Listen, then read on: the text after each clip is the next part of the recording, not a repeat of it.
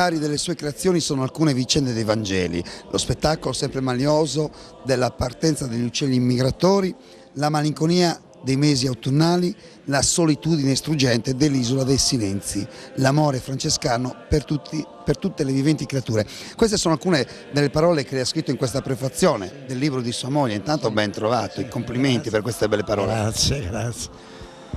Cosa posso aggiungere a quello che ho detto? Mi parli di sua moglie, mi parli di questo amore per la poesia, di questo amore per...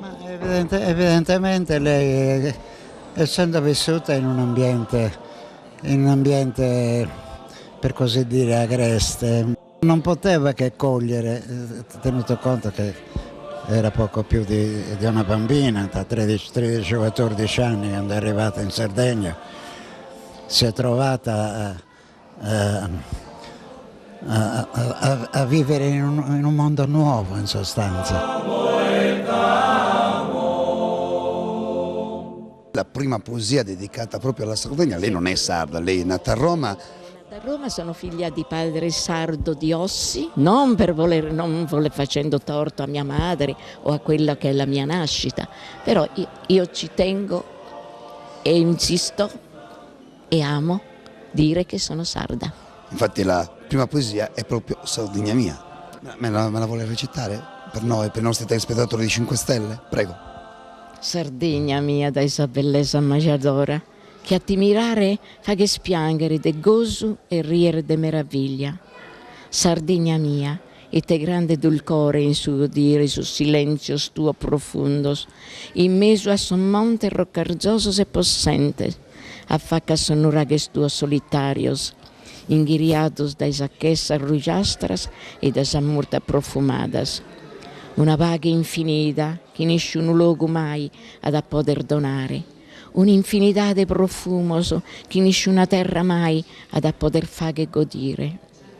Sardegna mia, aspra e areste, commente sa scrapas che s'arrampano in sa roccas tuas, dai sos colori che incantano, dulce che i sos anzoni che vaschino in sa servas tua allentoradas, che tremolano a suente sumare, del sumare tu, biaito e splendente, dai su dulce murmuttu, a una brigaderia assimizzante.